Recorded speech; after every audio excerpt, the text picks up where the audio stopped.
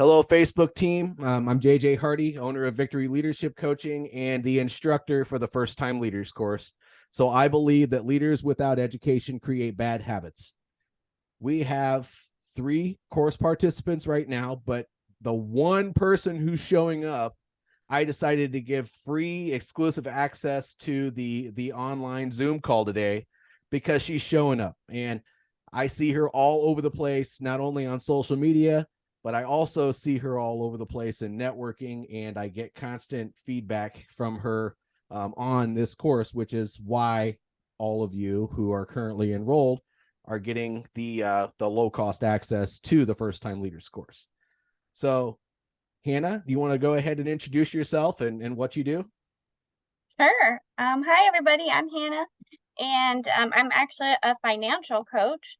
And this is the first time I've done anything like this, building a business on my own. And so, being taught by JJ and learning how to be a leader and lead a team is what I'm really interested in. I've only done one lesson so far, but there's a lot to learn. Good. Well, I mean, you've been enrolled for what, just like 4 days now or 5 days or something like that. So you have a business to run too. So I would expect that yeah, that's why we give people 6 months to take the course, because we want to give you time to be able to absorb the whole thing and ask questions in this particular call that we're going to have every Friday at noon Central. I'm just curious, what are some takeaways or things that you've really enjoyed so far while you're taking the course? Gotta look through my notes. Oh, you have notes. Of course, I have Oh, so notes. I'm glad you're one of my course participants right now. Oh man. Oh, I really liked how you emphasized that everyone has a sense of ownership at their level. JJ, I have worked any job you could think of, I've done it. Done retail, I've done medical, I've done all sorts of stuff. And I feel like I do my best at every job that I'm given, but they were just jobs, and I was never given a sense of ownership. And so that was huge to just like light bulb. You need to feel a sense of ownership if you're going to have respect for the person you're working for.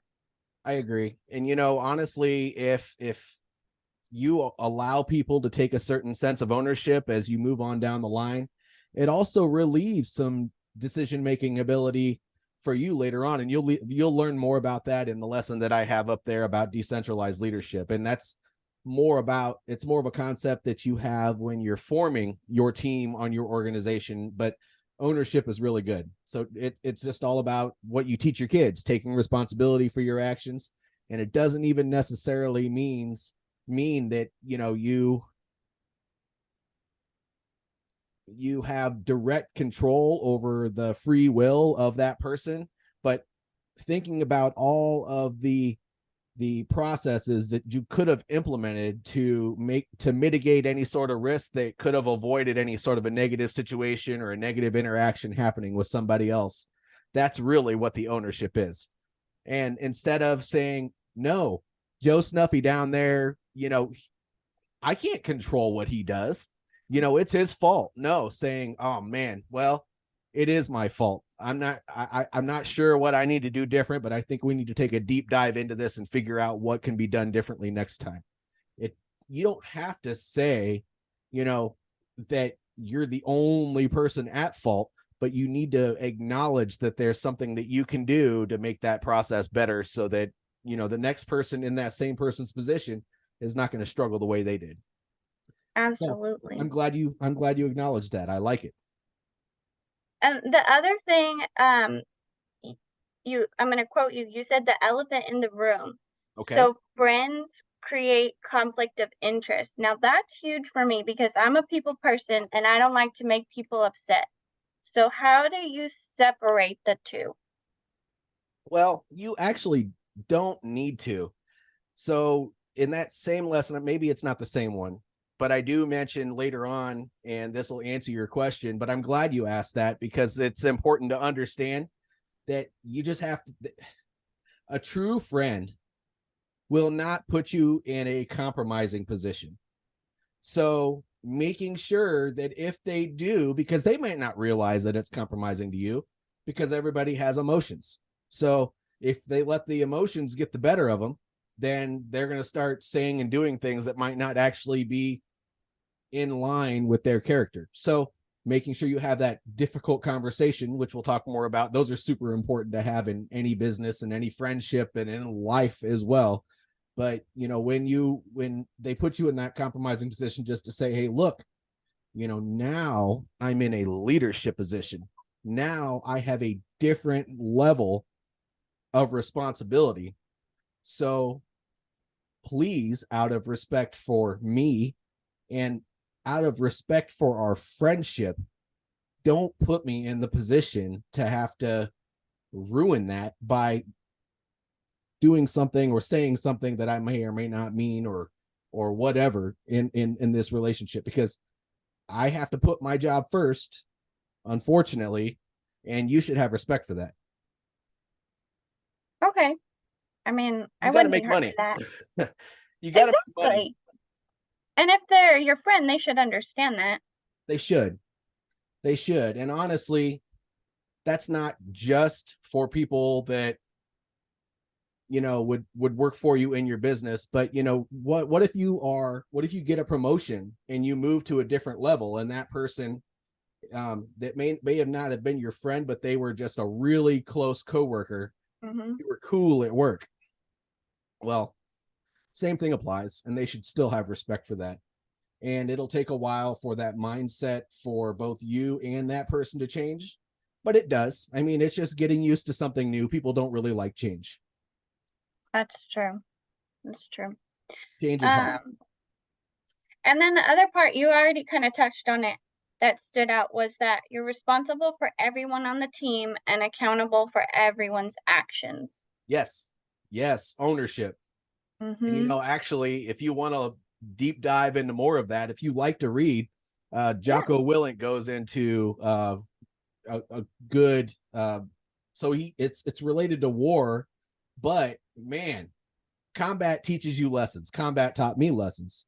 I wasn't a Navy SEAL. I'm sure he has better and harder lessons that he's learned over time, but his book is called Extreme Ownership, and it's awesome. And so if you really want to take a deeper dive into that, and honestly, we can have conversations about it all day long, but if you like to read, that's a really, really good read. Okay. Awesome. Well, and then that touches on the next thing, because it said self-development. Always seek ways to improve for those around you, because if you can't help them, you can't lead them. That's right. And I'm a firm believer in that. So always learning. So if somebody comes to me and they need help with something, especially at work. So you said you worked retail. One time after I retired from the military, I worked for Lowe's. So I worked retail for just a short stint. I did not know much about retail. I just be honest with you, I didn't. I understand logistics. I understand warehousing. I understand transportation. I understand all of that. But the retail side and all of the intricacies, I didn't understand. Plus, my team primarily did merchandising. So a lot of stuff I had to learn from my team. They hired me because I had extensive leadership experience, which, by the way, is harder to train than a specific job. So I understood how to lead my team, but sometimes you have to leverage the knowledge of your people and other managers and supervisors that are above you to make sure that you're constantly doing stuff and understanding how to help people. If you can't answer for the things that your team is doing right and wrong, and you can't train your people, or if somebody calls in sick and you can't step in and do somebody else's job, you're combat ineffective. So always making sure that you're checking in with yourself and getting feedback from your team and other coworkers and figuring out ways to improve. It's very important, because you never know when you're going to be called on for something else. Absolutely. So that's kind of Just an example. Yeah. Well, those are my notes so far. I told you. Really? Well, for only taking 2 lessons, that's a lot of notes. So, and you'll find that those specific concepts, you're getting it because it's referenced over and over and over, all the way through the effective communication, uh, emotional intelligence, everything. It all really kind of comes down to those 3 things that you talked about. Awesome. So you're getting it. Thanks. That's exciting. Yeah. So for everybody who hasn't taken the course yet, say that you're just getting into my Facebook group and this is the very first video that you see. Well, I define leadership as providing purpose, direction, and motivation while operating to accomplish the mission and improve the organization. I didn't make that up. It's not necessarily a definition that you're going to find in Webster's dictionary. That actually comes directly from U.S. Army Field Manual 6-22. And I retired from the U.S. military. My whole adult life was spent in there. So you could say that I'm a little bit indoctrinated, maybe institutionalized. I don't know what you would want to call it, but that's where I got all my knowledge. And, really it's an equation. So leadership is all about creating influence with your people and, all of your seniors, peers, and your subordinates. If you're creating purpose for somebody, that means you are giving them clear and concise reasons why they are part of your organization. You are doing this because of this, and we need you to be part of our team because of all of that. Pardon me, I got a frog in my throat. And direction, that's their day-to-day stuff. You need to teach them what they need to know to be successful in their role as an employee. Or you have a business, so all of your down trace people need to know what they got to do. So motivation is letting them know that you are a resource. Gosh, I'm out of water. Letting them know you are a resource, letting them know that you're going to take care of them, anything that they need to do their job, or if they want to talk about anything, that you're there for them, and letting them know that they're truly cared for as a person, not just a member of your team. You follow those 3 things and you'll always be looked at as an authority, and that's influence. So if people want to follow you, they're going to follow you. Okay, question. Yes. So because I am still new and I don't have all the answers, does it make me less of a leader to say, I don't know that answer, but I'm going to find it for you? Nope. Okay. Nope. That makes you seem like you're anxious to provide that information to them. However, if you don't get back to them and provide that answer, because a lot of people will say that they're going to help and then they never do. But you got to put your money where your mouth is. So if you're going to say you're going to get the answer and get back to them, you should probably do it, and you should do it quickly, because you don't know what they need that for. Right. So yeah, it's okay. You're not expected to be the subject matter expert. You're expected to be that person that can provide the information however they get it, and provide the assistance however that can be gotten. Now, if 6 months down the line they have to keep on asking you help for the same thing and you have to keep on outsourcing, then you're going to be less and less of an authority. But obviously every question they ask you that you don't know the answer to, it's going to help you because you're going to learn too. Right. Yeah.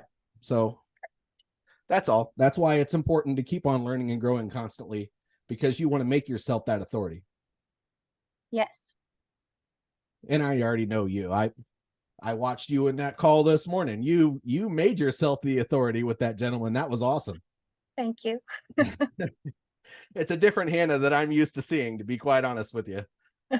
You're usually the quiet observer, and in that one you were the clear, concise, direct. You were literally molding that conversation. That was awesome. That's cool to hear, because sometimes I don't feel that way. Well, it's hard. And, you know, when you're a business owner and you're on a call with the potential team member, that is very, very difficult. You gotta make sure that they can trust you so that they can do business with you and become a member of your team, or whatever. You're in the financial and in insurance world. So either way that works, where you're either providing products or onboarding them, it's all important. Yeah. Awesome. If they don't trust you, they're not gonna join your team for sure. It's true. Yeah, I trusted you. I mean, when we had our first conversation specifically for the business, the other guy, I'm not going to say his name because, you know, this is a call outside of that, but he was the one that did most of the talking. That was awesome today. Yeah. But okay. Anyway, that's really, I wanted to know what progress you had made, and I saw that you had been clicking through the course because I looked back on my my web system there, and I think you've been in almost all of the first couple modules just playing around. It must have been, but yeah, I'm excited to hear more about you. If you join this Facebook group and you're enrolled in the course, you're going to benefit just by having conversations, because look, Hannah was only taking 2 lessons out of, I think, 5 or 6 modules, and we discussed it. If everybody brings their questions to the table, we can have an hour to an hour and a half long call. This call is for you guys. So if you want the most out of this course, you got to step up, you got to show up, and you know, you got to lead by example. That's what this course is all about. All right. Well, I don't actually have anything else unless there's something you'd like to discuss specifically. I don't think so. You answered all my questions. Okay. This is, so again, everybody, this is just an intro call. Every other call that we do from now on, I'm going to start off with 10 to 15 minutes, just teaching a little bit. It's going to be related to the stuff that's in the course. Maybe you have gotten there or haven't gotten to those lessons yet, but we're going to talk about stuff. I want to generate conversation. So Hannah, I thank you for being part of the call. I have nothing else. Me neither. All right.